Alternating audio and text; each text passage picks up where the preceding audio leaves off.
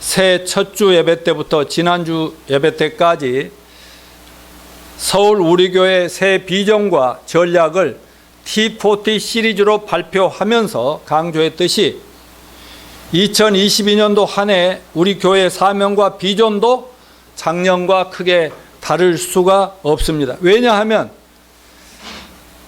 교회를 세우신 우리 주님의 목적과 교회가 세상 끝날까지 존재해야 될 이유가 절대로 바뀔 수 있어요, 없어요?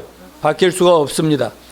그래서 우리 교회는 무조건 성경 말씀대로, 성경이 하라는 대로 합시다.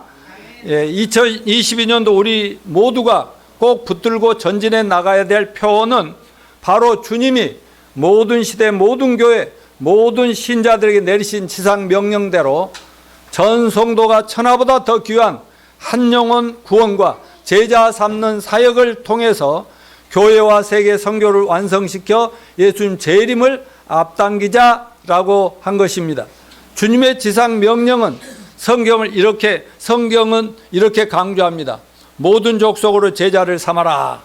예루살렘과 온 유대와 사마리아 땅끝까지를 내 증인이 되라 하는 겁니다. 한마디로 말하면 복음 전도에서 한 영혼을 구원하고 그를 제자로 만들어 그가 또다시 영혼을 구원하고 제자를 만들어 주님의 십자가 죽으심과 부활의 복음이 온 천하 만민에게 퍼져나가게 만들어라 하는 것입니다.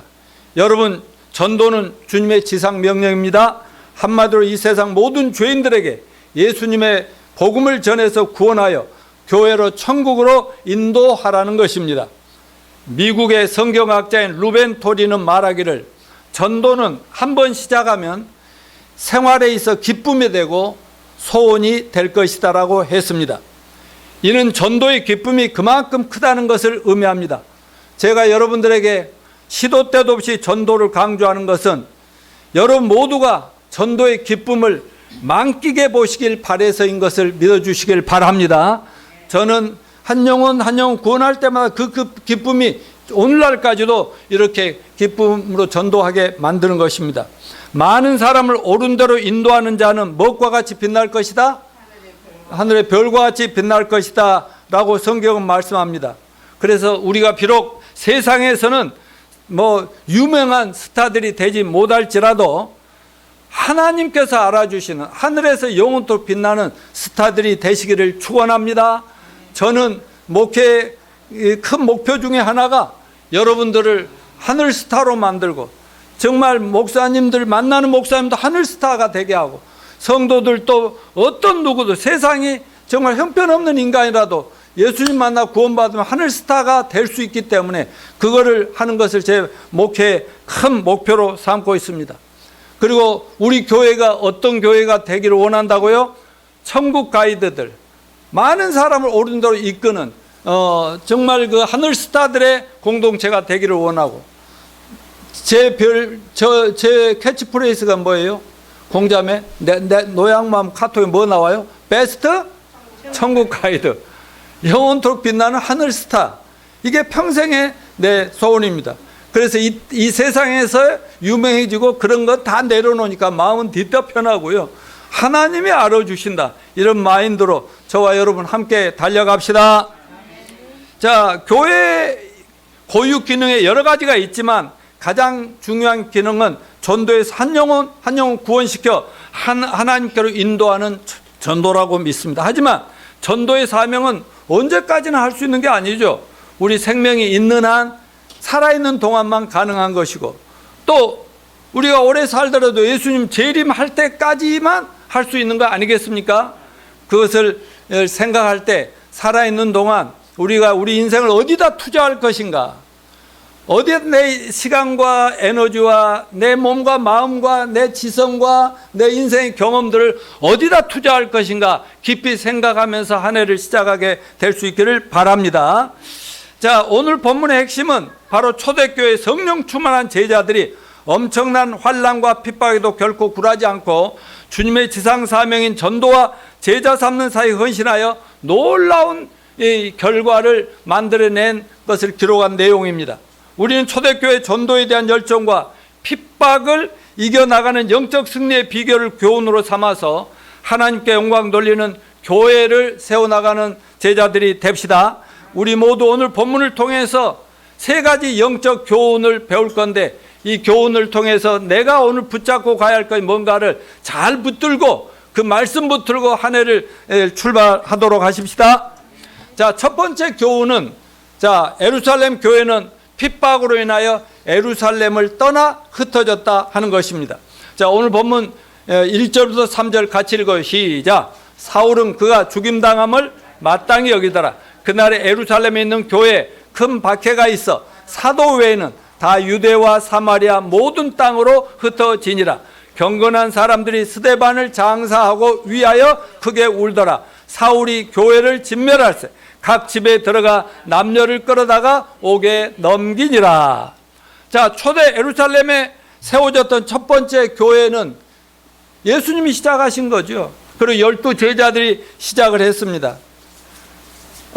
사실 예수님이 십자가에 돌아가시자 거의 120명 정도, 아니면 수많은 무리들이 다 도망갔다가 예수님 부활하시자 그 나타나시고, 또 그러니까 다시 모이기 시작하는데 그게 60명, 70명, 120명, 예수님 승천하실 때 120명이었습니다. 근데 예수님이 하늘로 올라가셔서 열흘 만에 성령이 그 교회에 임하심으로 제자들은 완전히 뒤집어지고 전도에 불이 붙었습니다. 그 결과 교회 성도들 숫자가 120에서 3,000명, 또 5,000명, 나중에 셀 수 없는 큰 무리들이 교회로 구원받고 들어오고, 그리고 예루살렘 방방곡곡에 막 조그만 소그룹, 목장, 작은 가정 교회들이 세워지면서 복음이 확산되어 갔습니다. 그러자 교회를 핍박하는 그 당시 로마 권력과 손잡고 하나님의 아들 예수까지 십자가에 죽인 유대 나라 종교 세력들이 이 전도의 불을 끄기 위해서 잔악한 방법으로 예루살렘 교회를 핍박하고 박해를 가함으로 결국은 예루살렘 교회 제자들이 그 교회를 지키지 못하고 결국 살기 위해서 고향과 집을 떠나 이웃 사마리아로, 또 온 유대 나라로, 더 나아가 이방 다른 이 외국까지 피난길에 들어갈 수밖에 없는 상황에 이르렀다는 얘기입니다. 사도들은 남고 모든 성도들은 다 흩어져 버렸다, 이렇게 기록하고 있습니다. 성도들이 자기가 살던 지역과 구원받은 교회가 있는 예루살렘을 등지고 이방으로 흩어진다는 것은 결코 쉬운 일이 아니고 매우 비극적이고 비참한 일이 아닐 수 없습니다.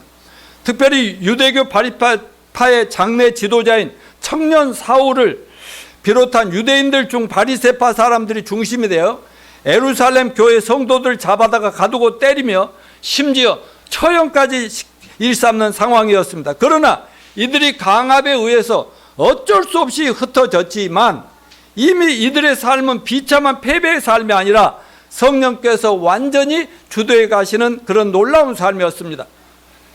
어디를 가나 하나님이 함께 하세요, 안 하세요? 함께 하시죠. 그러니까 기적이 일어날 수 있어요, 없어요? 기뻐요, 안 기뻐요? 현실은 너무 어려운데도 주님이 함께 하시니까 여러분이 추위에도 나와서 오늘 여러분 기뻐요, 기뻐요? 기쁘다고 해주세요. 그러므로 이들이 비록 흩어져서 피난민 신세들이 되었지만 결코 비참한 패배자들이 아니라 여태까지 자기들이 절대로 경험해 보지 못한 또 다른 세계를 보고 또 다른 놀라운 삶, 놀라운 성공적인 삶을 체험했다는 기록이 여기 나와 있는 것입니다. 그런데 그들이 갑자기 당하는 환난은 하나님의 뜻의 성취를 위한 성령의 역사였다는 것을 알아야 됩니다. 분명히 주님께서 하늘로 승천하시기 전에 성령이 임하시면 어쩌라고 했어요? 예루살렘만이 아니라 너희 동네만 아니라 온 유대 나라 전국에, 또 그리고 사마리아에, 맞아, 우리나라 같으면 북한 쪽까지, 중국, 일본까지, 그리고 온 세상 땅끝까지 이르러 내 증인이 되어야 하리라 말씀하셨어요, 안 하셨어요? 그러나 예루살렘 교회가 막 부흥하고 성장하고 사람도 모여지고 성령 충만에 기쁨이 충만하고 서로 있는 거 없는 거 나눠 먹고 이렇게 사니까 교회 모이는 것이 정말 천상의 기쁨이었어요. 너무 좋아요. 그러니까 맨날 모여서 찬양하고 기뻐하고 간증하고, 이건 굉장히 좋죠. 그런데 하나님의 뜻은 뭐예요? 하늘에 내려올 때 이놈들 봐라. 이렇게 교회만 커지고 그러는데 왜 자꾸 여기 교회만 모여 있어? 그래서 하나님이 그냥 흩어져 버리기 위해서 그 환란이 닥치게 만든 거예요. 그래서 사도들 외에는 전부가 이방 나라로 막 온 세상으로 피난문으로 흩어지겠다 이 말이 아닙니까? 여러분 자녀들이 말을 안 들으면 사랑의 매매 해야 돼요? 안 해야 돼요? 요즘 매매하면 큰일이라고 하지만은 사랑의 매매 할 수 있어요. 왜 그래요? 그들이 앞으로 더 훌륭하게 성장하고 잘하고 그런데 그 매매하는 그 부모가 그 아이를 버려요? 그렇지는 않죠. 하나님도 예루살렘 교회가 흩어지도록 환란을 주셨지만 하나님이 그 한 사람 한 사람 그들이 어디를 가든지 함께 하심을 믿으시길 바랍니다. 교회는 이런저런 고난과 시련 속에 흩어지면서 하나님의 뜻이 이루어져 가는 것임을 오늘 배울 수 있기를 바랍니다. 우리 믿는 자들이 당하는 고난과 시련, 심지어 사랑하는 사람이 흩어지는 역사까지도 사람의 물리적 역사에 의해서 흩어지는 것이 아니라 성령의 역사로 흩어짐을 알아야만 합니다. 위기가 기회라는 말은 우리 믿는 자들, 하나님 안에 있는 사람들이 할 수 있는 얘기라고 저는 믿습니다. 저나 제 아내의 경우를 봐도 구원을 받고 큰 꿈과 비전을 위해서 열심히 달려가고 있는데 갑자기 큰딸 아들 두 어린아이들을 데리고 목포로 내려가라는 주님의 명령을 받고서 정말 울면서 목포로 내려가서 평생 그곳에 뼈를 묻고 여기에서 마무리해야 되겠다 인생을 그런 각오로 목회하면서 전국 교회들이 찾아와 배우고자 하고 교회가 주목받는 그런 교회를 세워가는 중에 햇수로 내가 목포 간 지 17년 만에 목포에서 사랑하는 형제 자매들 사랑하는 제자들 또 고향을 떠나서 서울로 올 수밖에 없었던 것도 결국 지난 20년을 지내놓고 가면서 계속 생각할 때마다 이래서 그랬구나 이래서 보내셨구나 이래서 내가 울면서라도 그 사랑하는 곳을 떠나야만 했구나 하는 걸 지금도 뼈저리게 감사하며 느끼고 있다는 사실입니다.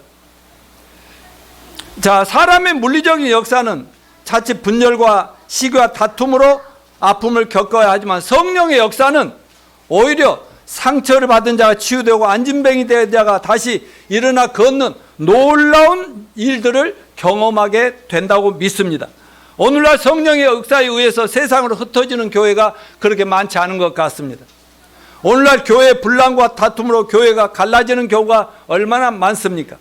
이런 교회 안의 싸움과 다툼으로 교회가 깨어지고 흩어짐을 보면서 교회를 좋아할 사람들이 어디 있겠어요? 그러면 그렇지 하고 교회를 손가락질하는 그런 일들이 현대교회에서 많습니다. 그래서 하나님께서는 역사적으로 교회를 깨우기 위해서 가끔 인간들의 의지와 상관없이 흩어질 수밖에 없는 재난이나 재앙 그리고 힘든 고난을 허락하셨던 것입니다. 지금 우리와 전 세계가 지난 2년간 아니 제 3년 차에 접어들고 겪고 있는 코로나 팬데믹도 하나님의 역사라고 저는 믿습니다.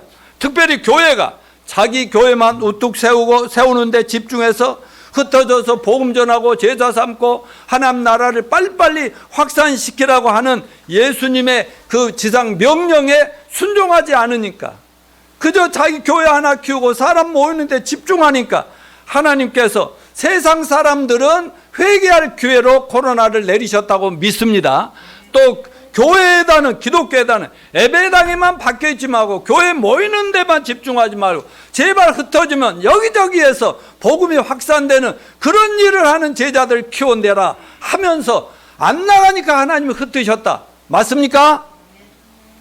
사랑하는 성도 여러분, 저는 오늘 이 메시지를 준비하면서 성령 하나님 우리 모두가 코로나 문제가 아니라 우리 자신들의 신앙 태도와 사명감의 결여가 문제임을 지적하면서 코로나를 두려워 말고 나가서 복음을 전하라는 메시지를 2022년 시작하는 새해의 우리 모두의 비전과 삶의 메시지로 시리즈로 전하고 있습니다.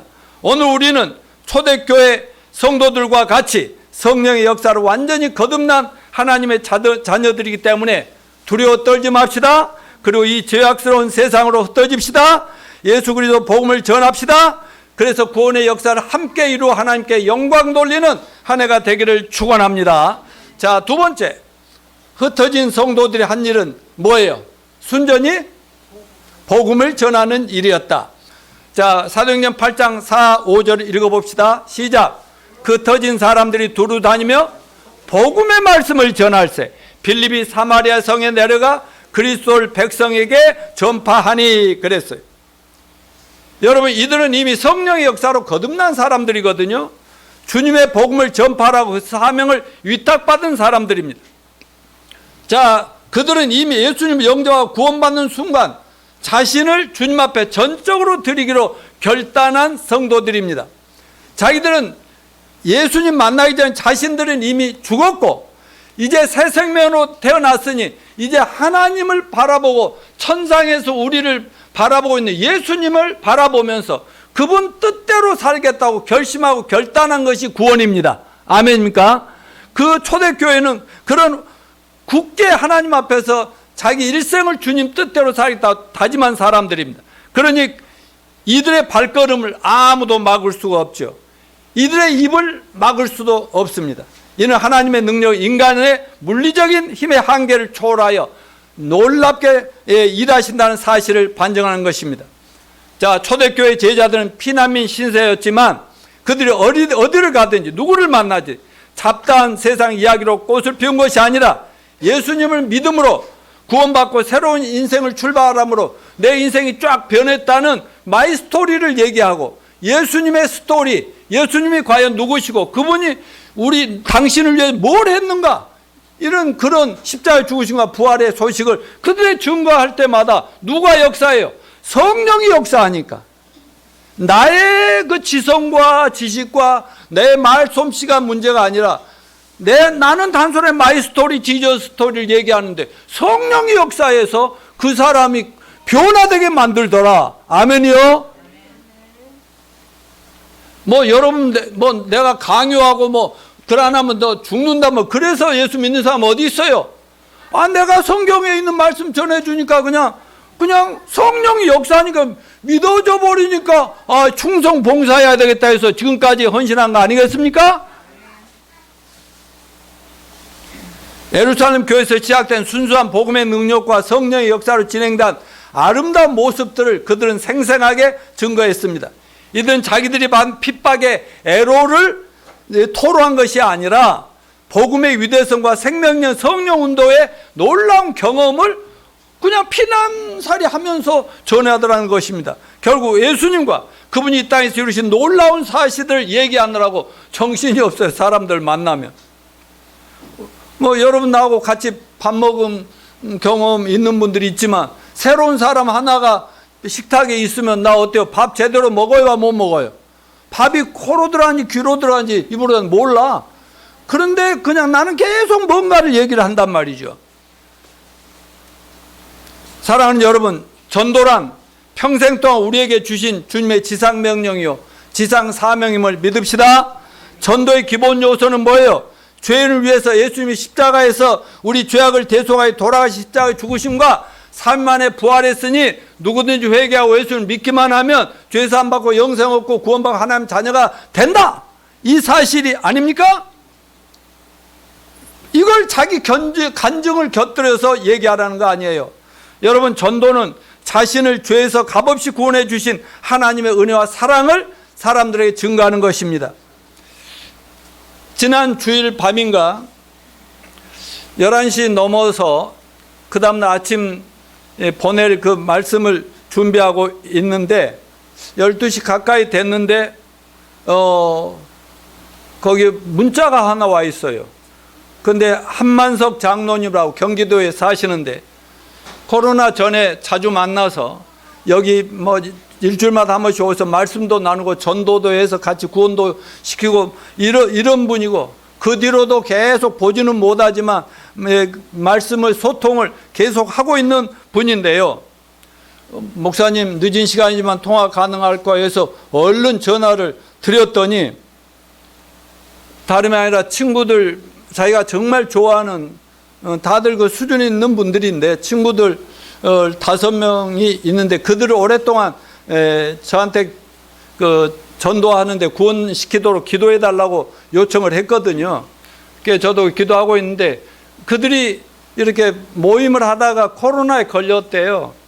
그런데 어떤 사람은 이제 낫기도 했고, 근데 한 명의 친구가, 자기가 정말 사랑하는 친구가, 어이, 졸려서 그래? 어디 좀 앉아. 응? 내가 헷갈리거든. 오케이.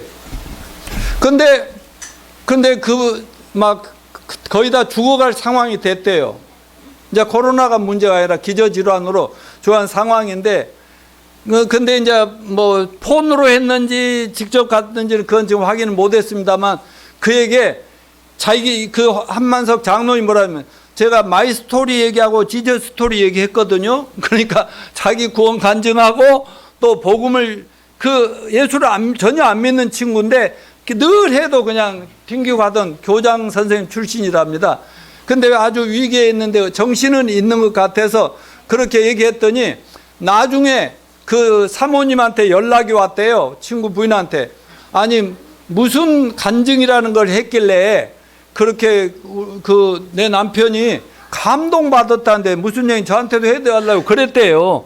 그러면서 하는 말씀이 뭐냐면, 제가 그렇게 해서 한다고 최선을 다했는데 그렇게 해서라도 그 친구가 천국에 갈 수 있을까요? 그래서 제가 십자가 예수님 돌아갈 때 두 강도 얘기를 하면서, 둘 중에 한 명의 강도는 평생 강도질만 하고 교회 한 번 안 다녔지만 예수님 마지막 순간에 알아보고, 주님 내가 나 좀 천국 가게 해달라 했더니 주님 뭐라고 그랬어요? 오늘 너는 나와 함께 천국에 있으리라. 아멘요. 그 얘기했더니 그런 예가 있군요 하면서 몇 가지 격려를 해주고, 그래 다른 친구들과 제가 보낸 말씀, 제가 주일날 설교한 동영상 자꾸 듣고, 또 자기 친구분 중에 하나가 자기 사무실이나 큰 건물을 이용해서 예배를 시작했대요. 근데 내 설교를 가지고 나누고 또 그 적용하고 막 이런 일을 계속 시도하고 있다고 합니다. 할렐루야. 나 뻥 아니거든요. 그러니까 내가 감동 먹은 것은 그분이 내 이야기, 예수님 얘기, 마이 스토리, 지저스 스토리. 훌륭한 제자 맞아요, 안 맞아요? 근데 제가 할 수 없이 한마디만 더 하면, 자기가 40년 동안 한 교회를 섬기면서 정말 많은 목사님들, 많은 분들을 만나보고, 그분이 활동력이 대단한 분인데요. 그분이 뭐냐면, 목사님 같은 분이 없어요 그랬어요. 아이고, 믿거나 말거나.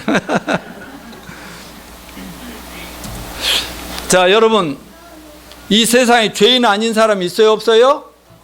죽지 않을 사람이 있어요, 없어요? 모든 사람이 죄를 범하였으며 의인은 없나니 하나도 없으며 파멸과 고생이 그 길에 있어라. 로마서 3장 10절 이하에서 분명히 진단했거든요.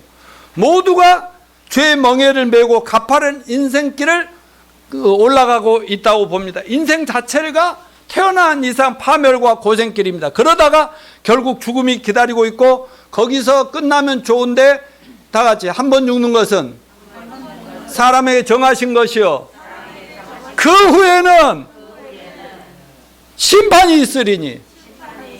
이게 히브리서 9장 27절 말씀입니다. 여러분, 죽음의 정의가 뭐예요? 분리죠, 분리. 하나님과 분리된 우리는 영적으로 죽었다 이거죠.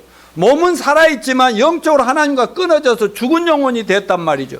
큰 나무가 있는데 나무 가지들이 많고 열매를 맺는데, 가지를 딱 꺾어가지고 길거리에 버려두면 결국 그 나무 가지는 슬슬 죽어요, 살아요? 슬슬 죽는 것과 똑같이 우리 인생은 죄인으로 태어나서 죄 문제를 해결하지 않으면 평생 슬슬슬 늙고 병들어 죽어갑니다. 의사들이 다 얘기합니다. 우리 몸 안에는 알게 모르게 나쁜 것들이 계속 우리를 공격해서 뭐 암으로 몰고 가고 뭐 뇌경색으로 몰고 가고 여러 가지 뭐 질병으로 우리를 끌고 가고 있다는 거예요. 그래서 가끔 진단받고 병원 가서 이런 것도 예방하고 그러지 않습니까? 여러분, 며칠 전에 우리 시안이가 6살이 됐어요. 그러면 시안이도 우리 영어를 꽤 하거든요. 근데 그거 물어보려다 못 물어봤는데 내가 한번 물어볼게요. How old are you? 시안이라고 영어로 대답해 보세요. I am 6 years old. 올드만 들어가면 됩니까? 예, 올드만 들어가면 됩니다. 예, 근데 소윤아, how old are you? 하면 너는 met years old라고 한다니까? 나 5년 늙었어요. 6년 늙었어요. 그런 거. 10년 늙었어요. 20년, 30년, 50년. 이렇게 점점 늙어가면서 죽음을 향해서 가고 있다. 이 말 여러분 기억하시죠? 이런 거 자꾸 사용하시길 바랍니다. 그래서 주님은 죄인들을 구원하시려고 이 땅에 사람으로 내려오셔서 목숨까지 바쳤던 거 아닙니까? 그래서 예수님을 믿음으로 우리는 죄사함 받고 영생 얻어 사망을 해결했지 않습니까? 그래서 영생의 소망과 기쁨으로 살아가는 거 아니겠어요? 아까 우리 전종욱 권사님, 우리 정명란 자매 대신에 기도를 했는데 은혜스럽대. 가끔은 한 번씩 부탁해야 되겠어. 어이구, 천국 간다는 것만 해도 얼마나 소망이고 큰 기쁨이냐. 이걸 모른다 이거죠. 그러므로 전도는 온 세상 사람들에게 짐을 지우는 거예요? 복음을 전하는 거예요?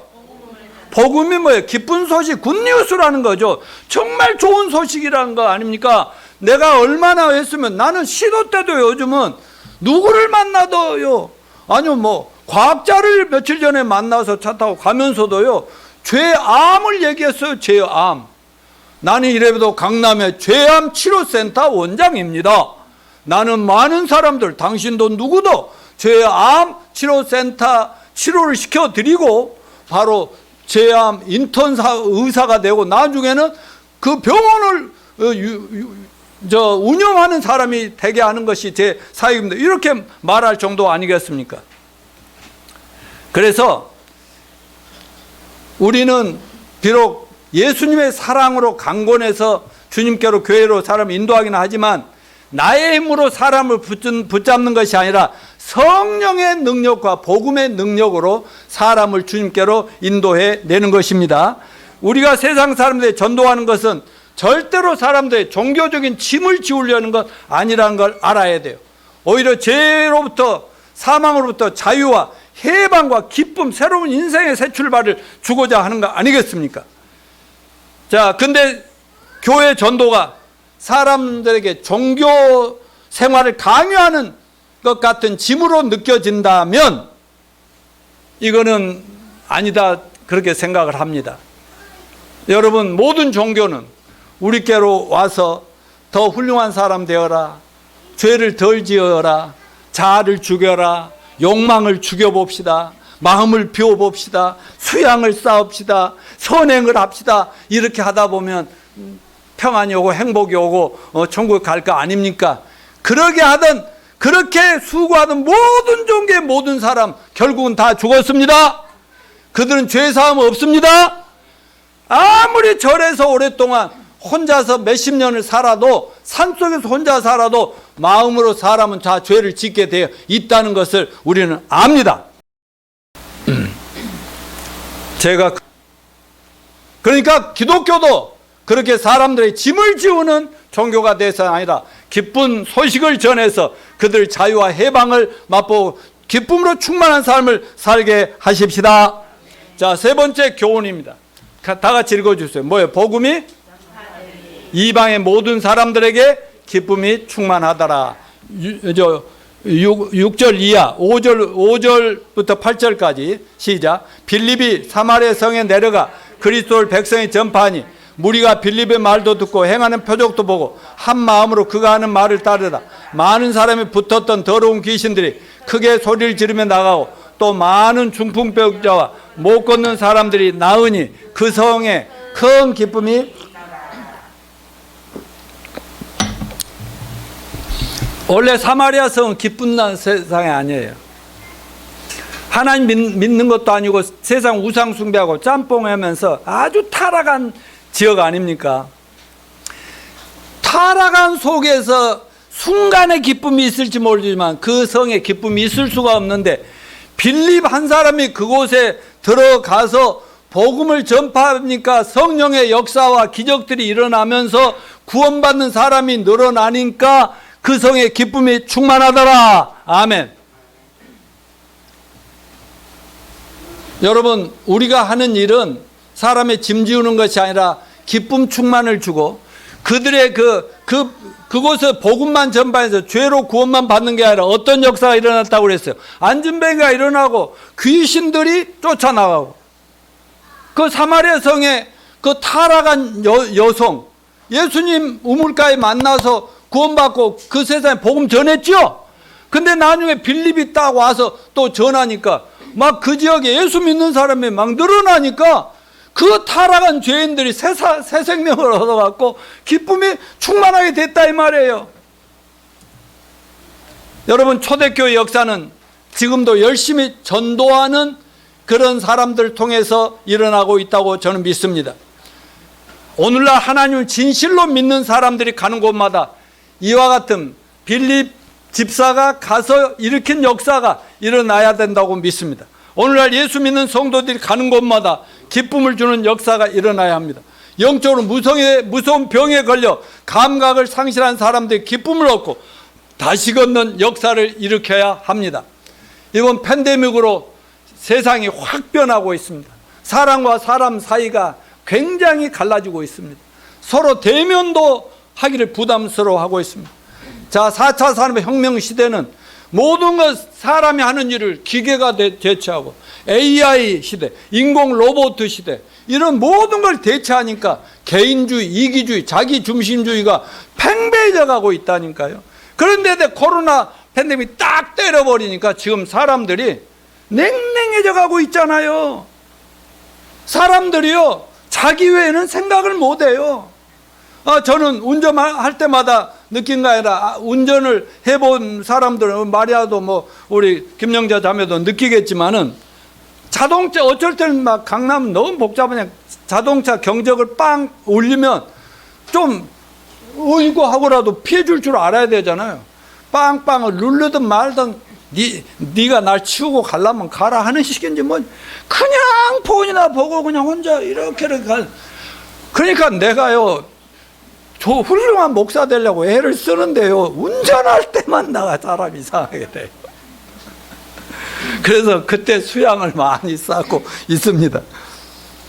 아무튼 여러분, 복음은 예수님이 십자가 죽으심과 부활의 복음은 사람을 사람답게 만드는 능력이 있죠. 이 복음이 노약모를 변화시켰어요. 전정자를 변화시키고 여러분을 근본적으로 변화시킨 거 맞아요, 안 맞아요? 내가 예수님 만나 구원받는 순간부터 지금까지 그 예수님 만나기 전까지 고민했던 죄 문제, 죽음 문제, 인생의 꿈에 실으면 성공의 문제, 어떻게 하면 훌륭한 사람, 이런 모든 종교적인 철학적인 문제들이 일시에 다 한 방에 해결됐다니까요. 나 지금 증언하는 거예요, 증언. 물론 나도 인간인지라 구원받고 지금까지 평안과 기쁨과 감사를 누리고 살면서도 또 부족하고 의문점이 있고 또 고민도 될 때도 있고 없는 게 아니지만, 그러나 구원받는 순간 근본적인 인생의 모든 고통스러운 문제는 다 해결됐다 하는 것입니다. 나만 아니라 내가 복음을 전해서 구원받은 나의 그 제자들이라든가 성도들이라든가 모두가 다 그렇게 얘기합니다. 그때 목사님 만났을 때 내 인생의 최고의 순간이었습니다. 여러분도 그렇습니까? 아멘 해주세요. 저는 그런 말 듣기를 원합니다. 왜냐하면 그게 내 보람이고 내가 목회하는 이유이거든요. 그리고 이거 짜고 하는 거 아니잖아요. 여러분이 왜 이렇게 이 추운 날에도 교회 와서 헌신하고, 왜 교회 일에 그렇게 한결같이 이렇게 헌신하고 여러분 모든 걸 막 다 순종하고 해결해 나갑니까? 그거는 여러분 복음이 여러분의 근본 인생 문제를 해결했기 때문 아니겠습니까? 복음의 능력은 고통받는 자, 근심과 슬픔으로 애통해 번민하는 자, 마음이 완악하여 하나님 뜻을 배반한 자들까지에게도 기쁨이 충만해지는 놀라운 역사를 일으키게 됩니다. 그래서 복음은 큰 기쁨 그것입니다.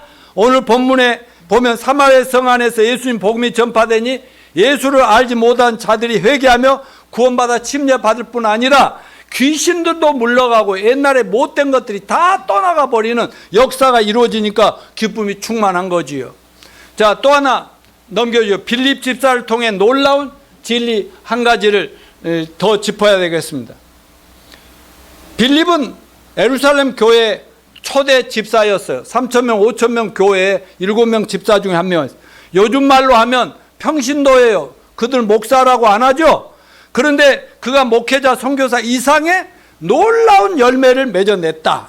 그러므로 오늘 우리는 이 본문에서 예수 믿고 우리가 구원받았으면 여러분이 목사가 아닐지라도, 장로님이 아닐지라도, 집사가 아닐지라도, 평신도일지라도, 신학교 공부를 안 했을지라도 여러분은 다 제사장인 걸 믿으시길 바랍니다. 자, 따라서 해보십시오. 나는 이래봬도 제사장이다. 왕이다. 사역자다. 이 말씀을 굳게 확신하시길 바랍니다. 아니, 제가 여러분들이 다 그렇게 하고 있는 줄 압니다만은 제가 목포에서 사역할 때 시장에 장사하고 중학교밖에 안 나온 사람들도 내가 왜 어떻게 외쳐놨던지 큰 소리 빵빵 치며요. 당당하게요. 그중에 우리 저 막내 여동생이 내 설교를 지금도 다 들으면서 나를 뭐라고 격려하는지, 오빠는 절대로 늙지도 않네. 그 설교 일정이 똑같아 하면서 격려를 한다니까. 근데요, 지금도 맨날 베풀고 있어요. 지가 혼자 목포의 그 국민 권사라고 해요. 그리고요, 누구든지 자기는 뭘 받으려고 안 해. 나눠주면서 시장에서 장사하면서 이렇게 한다고. 그게 왕 같은 제사장의 사명 아니겠습니까? 여러분들도 다 그렇게 사시기를 바랍니다. 사도 베드로가 베드로전서 2장 5절 9절에서 예수 믿고 거듭난 모든 사람들은 사도 베드로와 똑같이 왕 같은 제사장이라고 해서 안 했어요. 그러나 역사적으로 보나 현대 교회를 보나 교회 사역과 복음 전도와 제자 삼는 사역, 성경 공부하는 거, 이런 거 신학교 마침 목사 안수를 받은 목사나 전도사들이나 하는 일로 생각하고 막 다 맡겨버리고 성도들은 교회 와서 그냥 예배나 드리고 찬양하고 그리고 또 헌금하고, 그 마침 뭐 극장 가서 구경하고 깎아고 웃고 나오는 관람객 같은 이런 신사가 돼버리고 있으니 하나님 보실 때 얼마나 답답하겠어요. 그러나 우리 교회는 좀 다르시기를 바랍니다. 나이 상관 맙시다. 직업 상관하지 맙시다. 여러분 직분에 상관하지 맙시다. 여러분 당당한 마음으로 나는 왕 같은 제사장이고 이래봬도 사역자다, 이런 마음으로 여러분을 만나는 사람이 축복받는 인생이 되기를 바라고요. 여러분이 가는 곳엔 기쁨이 넘치는 그런 공동체가 일어나게 되기를 바랍니다. 그럼 목사는 뭐냐? 에베소 4장 11, 12절 시작. 그가 어떤 사람은 사도로, 어떤 사람은 선지자, 어떤 사람 보험전한 자로, 어떤 사람 목사와 교사로 주었으니 이는 성도를 온전하게 하여 봉사일을 하게 하며 그리스도의 몸을 세우려 하심이다. 아멘. 바울이 얘기했더니 저는 여러분들이 전도해서 영혼 구원하고 제자 삼는 사역을 할 수 있도록 훈련해 준다는 거죠. 그래서 여러분의 구원받은 성도들의 삶이 점점 성숙하고 성자의 존경받고 사랑받는 그런 여생이 되게 해주는 것이 제 역할이니까 제 말 들어야겠어요? 안 들어야겠어요? 들어야겠어요. 부탁합니다. 훈련합시다. 받읍시다. 내가 아무리 강조를 해서 여러분 좀 남아서 말씀도 공부하고 훈련도 받고 이랍시다 해도 다른 교회들은요, 어이 박 집사 몇 번 모여? 수요 예배 하지, 막 금요 예배 하지, 새벽 기도 하지, 철야하지, 주일날 뭐 오전 오후. 난요, 첫째 모여야만 된다는 주의가 아니고 구원을 진짜 받았으면 일주일에 한 번 딱 모여도 제대로 할 수 있다고 믿기 때문에 성령을 의지하고 말씀을 의지하기 때문에 일주일에 한 번만 모이다가 이제 금년이 돼서 오후에 잠깐만 1시간만이라도 내주세요 하면 함께 해야 돼요, 안 해야 돼요? 내가 나를 위해서 그래요? 나는요, 박 집사님만 있다고 할 줄 미안합니다만 둘이 야 영상만 찍자. 이중화 장로님 찍고 너 이렇게 찬양하고 그러면 요즘은 유튜브 시대 아니요? 나 죽을 때까지 해주라. 장로님 같이 합시다. 그런데 한 명이라도 더 제자를 만들어냅시다. 같이 합시다. 예? 내가 여러분 겁주려고 하는 거 아니고 짐 지우는 거 아닙니다. 부탁합니다. 자, 결론을 맺도록 하겠습니다. 우리의 사명은 전도입니다. 여러분 직업이 무엇이든 상관없습니다. 여러분의 수준이 어느 정도든 상관없습니다. 전도합시다. 제자 만듭시다. 그리고 또 재생산합시다. 확산시킵시다. 교회는 일주일에 한 번을 모일지라도 여러분의 삶의 현장에서 날마다 복음이 전해지고 제자들이 할 수 있으면 모이는 그런 삶의 현장이 되시기를 축원합니다. 그래서 하나님이 기뻐하시고 축복하시고 여러분을 놀랍게 사용하지 않을 수 없는 그런 제자들이 다 되시기를 축원합니다. 아멘.